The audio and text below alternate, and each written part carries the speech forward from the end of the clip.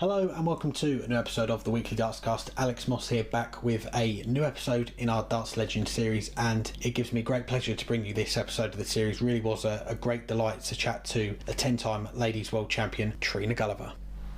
I'm delighted to say I'm joined by the 10-time World Champion, Trina Gulliver. Thank you very much for joining us, Trina. How are you doing? I'm fine, thank you. Getting better.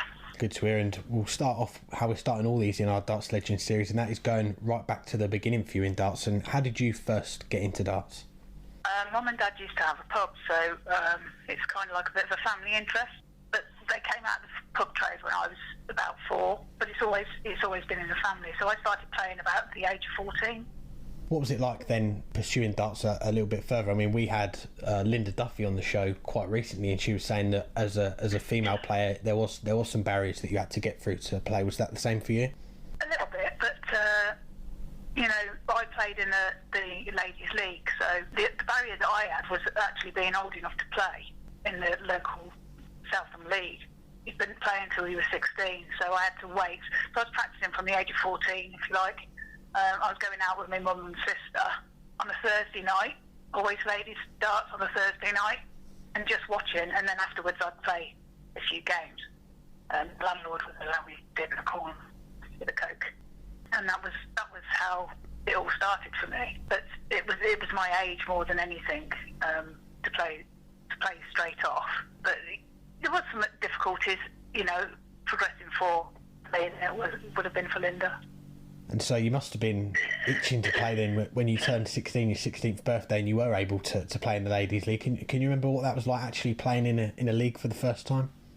Yeah, it was great. I was really excited about doing it. And actually, my very first trophy that I won was a 180 trophy because in the local league then, the Southern League, if you scored a 180, then you got, at the end of the season and presentation night, you got my first ever trophy in darts. And it's probably around 15, 20 years later that you get the call up to play for England in the 90s. But what was it like in between that period? What were you doing then? Were you playing more tournaments? Were you playing county darts? What was the thing like for you for darts then? I was still playing the local league sort of thing, and then I got into Super League, and I actually played for Warwickshire Youth. I entered a tournament.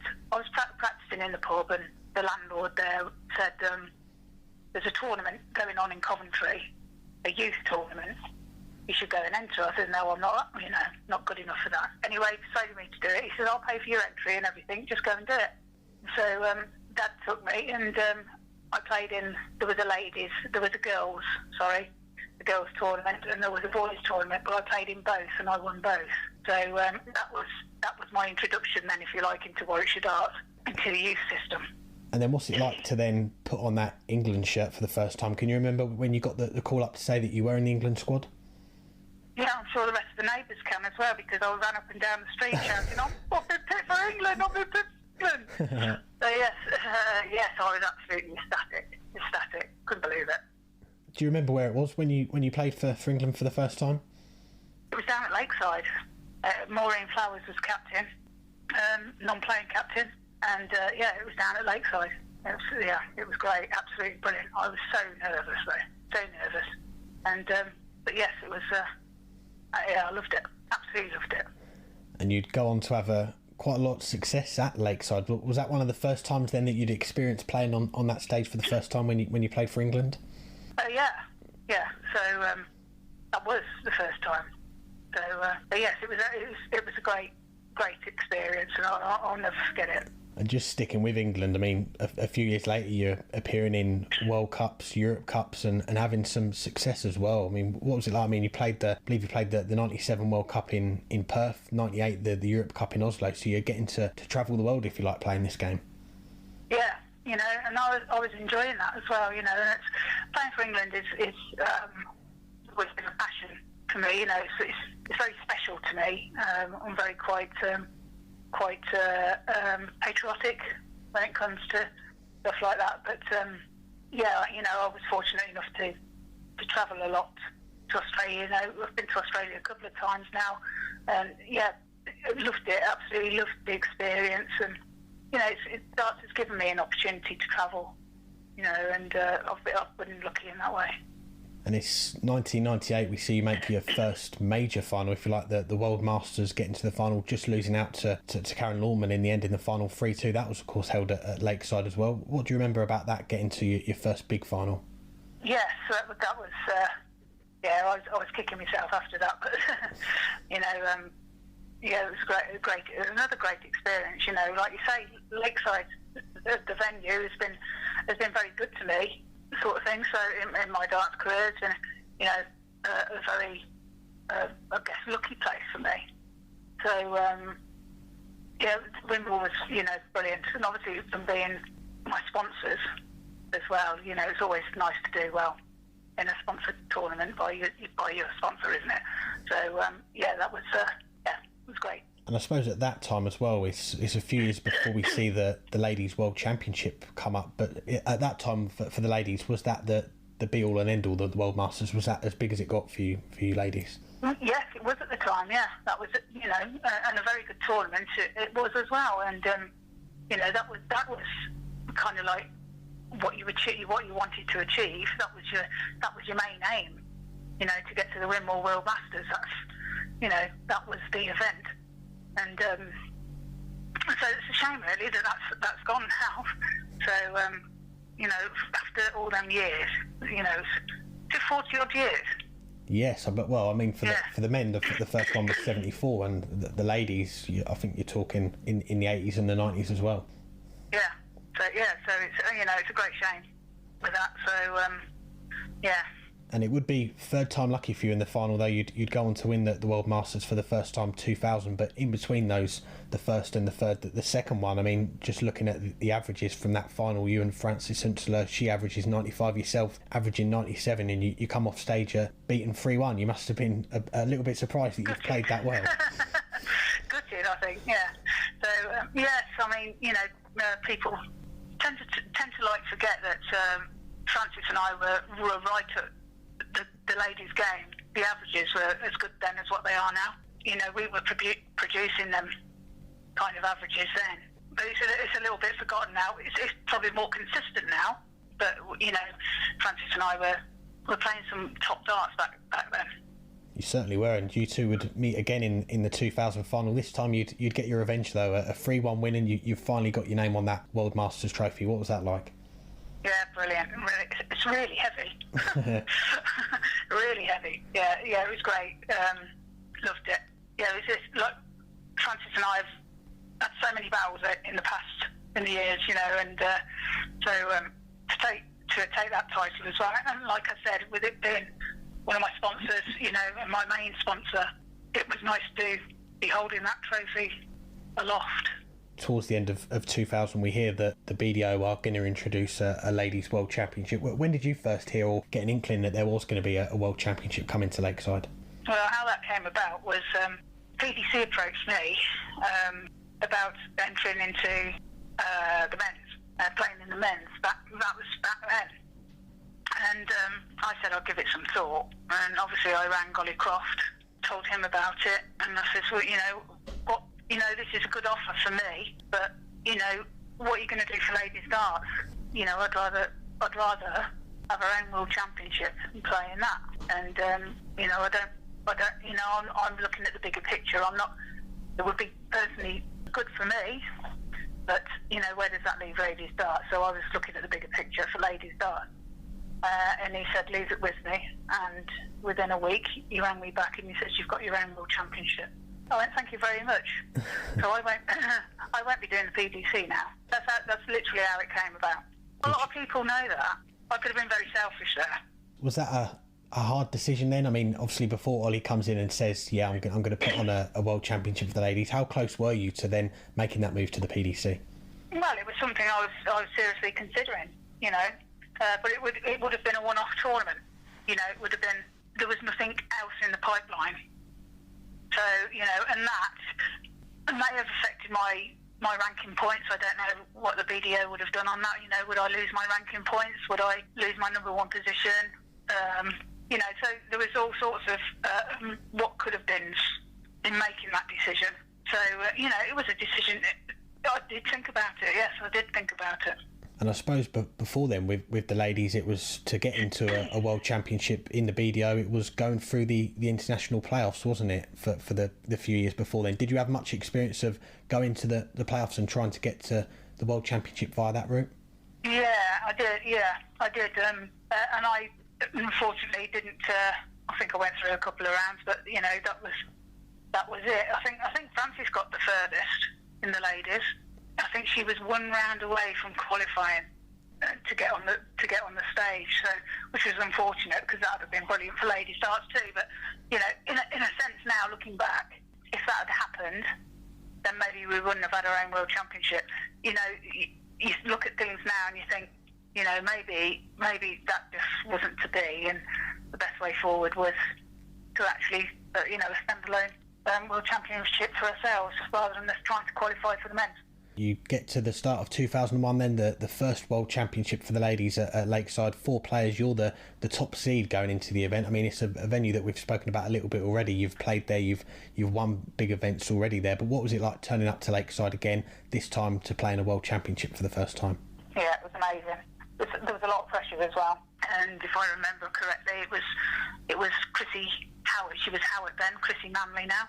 It was her and I's, we were the first game on, and as far as the ladies were concerned, and we were told, we were wished the best of luck and everything, and there was a couple of BDO members that came along and they said to both Chrissy and I, said, come on then girls, put on a good performance, ladies darts relies on this. Well, thanks.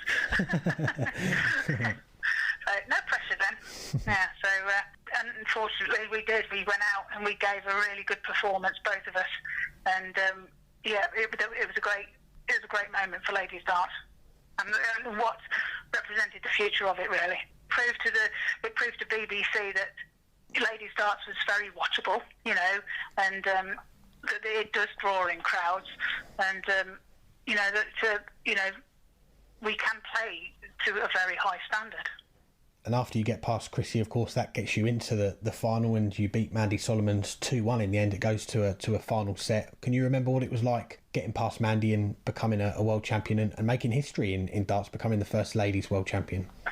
Well, yeah, it was just amazing. It was just, the crowd there and everything, and all them people just looking up at you and applauding you, and it was just a really, really intense and enjoyable moment, and a real breakthrough for ladies darts as well. So we'd proved to the BBC that we can play darts, and other people were enjoying watching us play darts, and although we weren't getting much TV coverage at the time, we were just getting the final dart going in sort of thing. We weren't getting live darts, so that's for sure. But it was a step forward. It was a small step, but it was a step forward. So that was great. It was a great achievement then.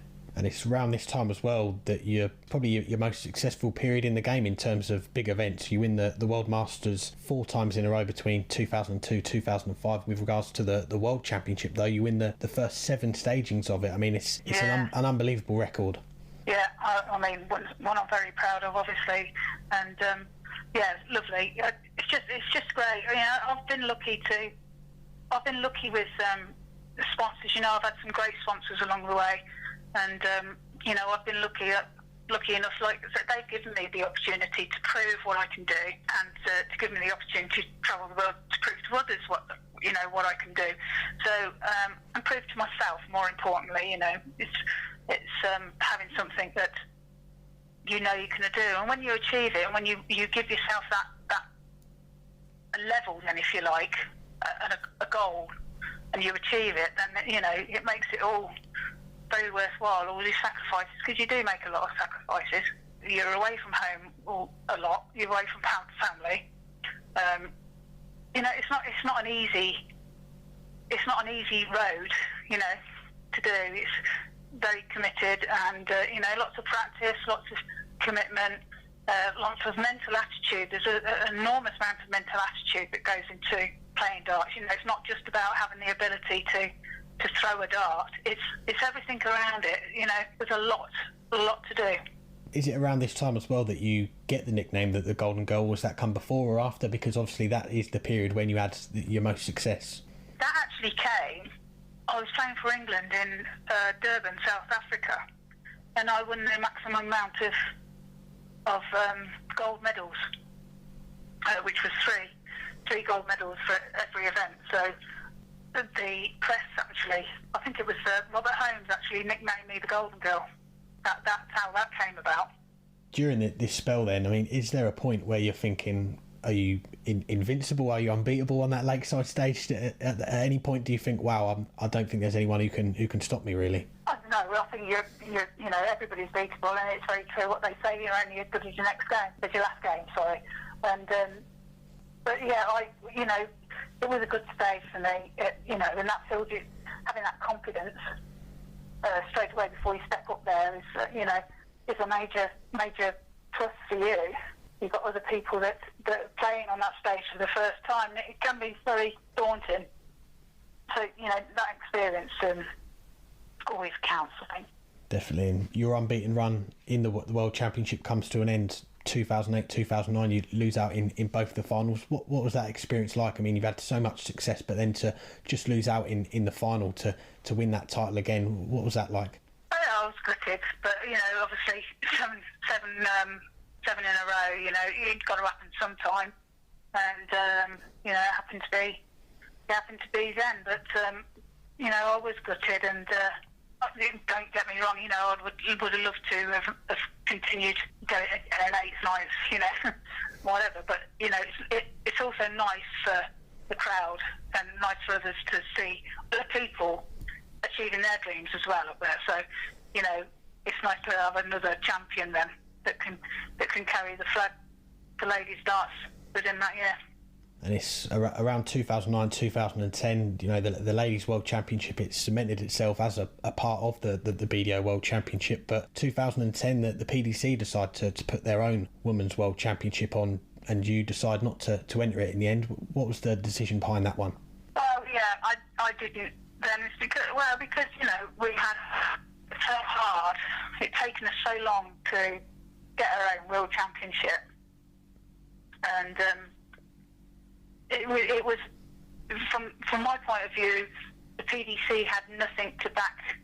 There was no more that they were offering us other than that World Championship.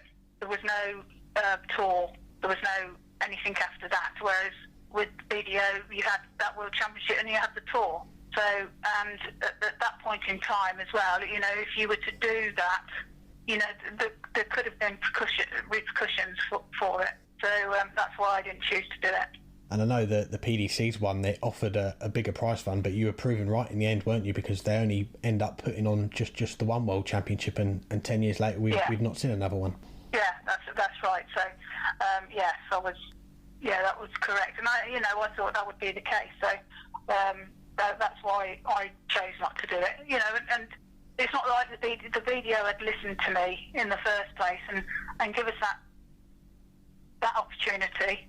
So, I just thought it might have been a bit of a kick in the teeth, really, for them. So, and like I said, they proved it right, that it was just going to be a one-off. And 2010, though, that's when you get your 8th World Championship. You don't drop a set all the way through, and 2011, exactly the same. You don't drop a set. So you're now a 9-time world champion. That must have been special to get back that title and defend it back-to-back and do it in such an impressive fashion as well. Yeah, it was great. And, yes, it was nice to get it back. It was nice. I'd missed it, sort of thing, and missed polishing it. I didn't really. I didn't miss polishing it. I missed having it on the mantle. So yeah, it was very. And a couple of years later, away from the darts, away from the hockey, if you like, it must have been another special moment for you getting the MBE for your service to darts and your work for charity as well. Yeah, it was something. Yeah, surprise. And yeah, so that's just the special bit about that as well. The nice bit about that is that it wasn't just for my darts. It was for me, raising funds for charities as well. So, which is something that I've done a lot of. So that was nice being recognised for that part my darting career as well, sort of thing, you know. So that was absolutely amazing. That was. Just talk to me about the charity work that you've done. What charities were you doing work for and raising funds for? Well, it's I'll get a lot of requests from people to be trying to help them. But I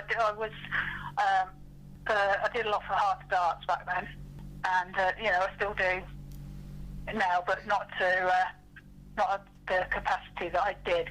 And then other things like people with MS, we raised, but I was at the head of it. We raised £40,000 in 6 weeks to get this person to go to Holland to get stem treatment, which was supposed to help with his MS. So, and we raised it that quickly. So, like I said, I was at the forefront of it. I had some friends and family behind me that were helping me as well, and there's a lot of the darting fraternity.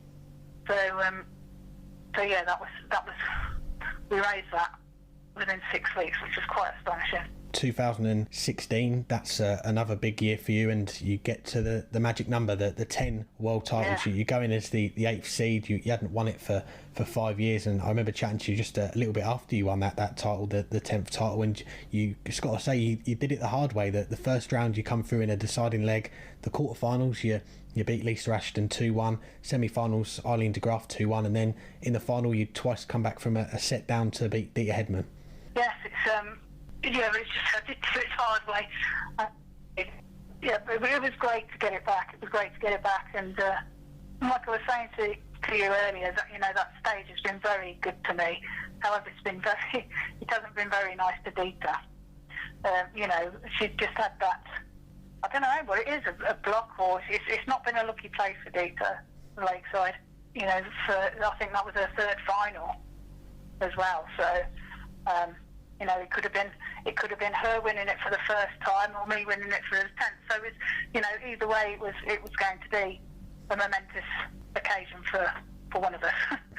And it was for you. And looking at since the World Championship, the Ladies World Championship started in 2001, that was the longest time that you'd gone without lifting the trophy. Was there a time in between those 5 years where you thought my time maybe as winning a world title might have passed now? Yeah, I did. I did think, perhaps the 10th isn't going to come,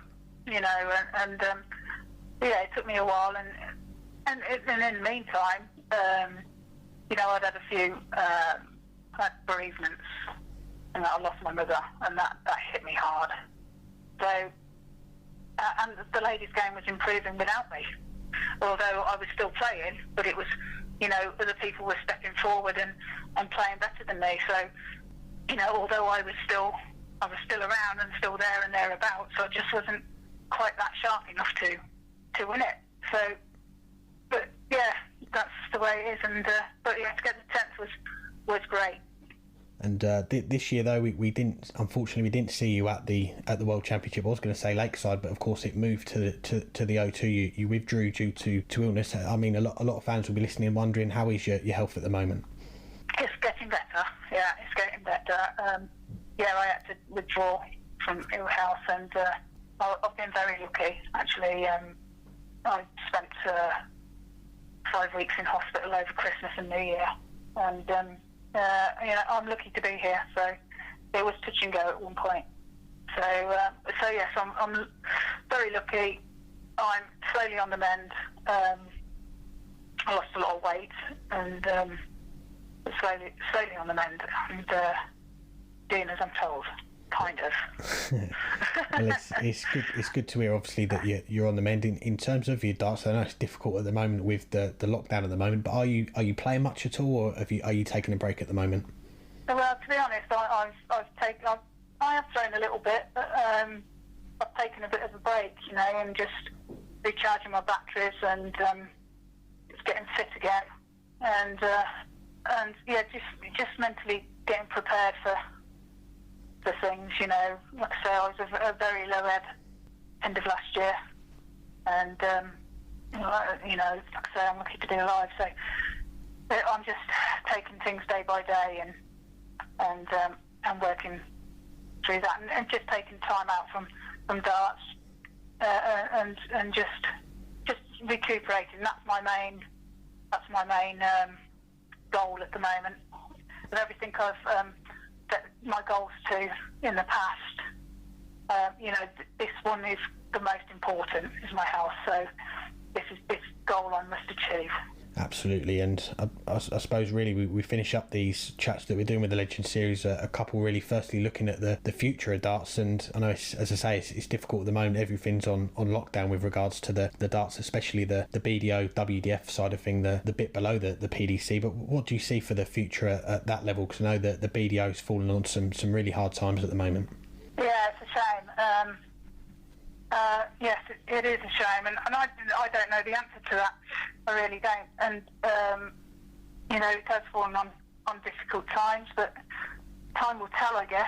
And I just hope that it all works out well in the end for everybody.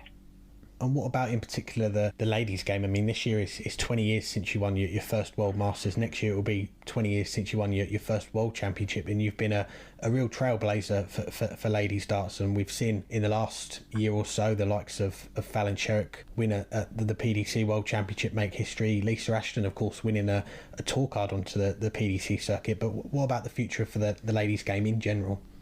Of course, it's nearly 20 years ago. You make me feel old, Alex.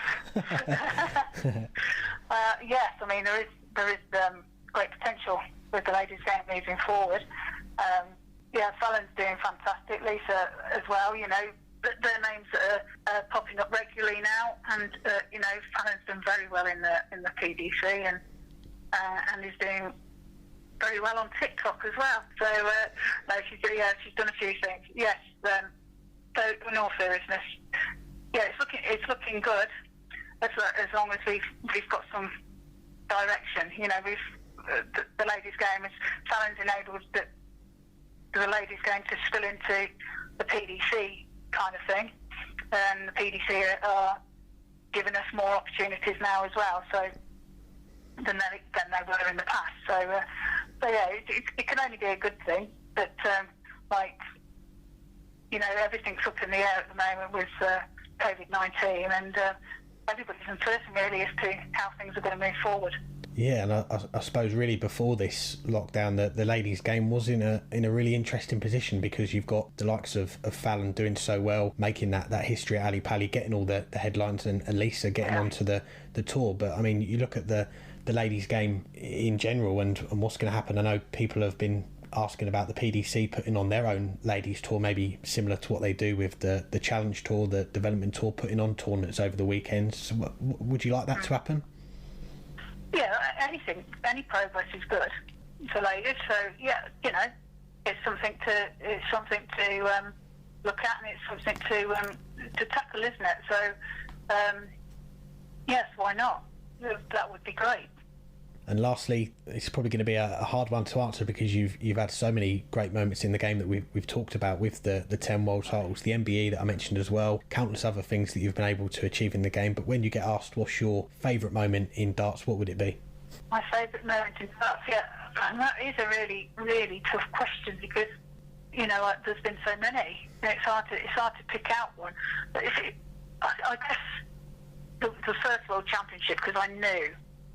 First Lakeside World Championship, because I knew how important that was for ladies' darts, for it to give us a shop window then, if you like, to progress with our own World Championship. And and it did give us that shop window, and fortunately we used it to its full intention, so to all good.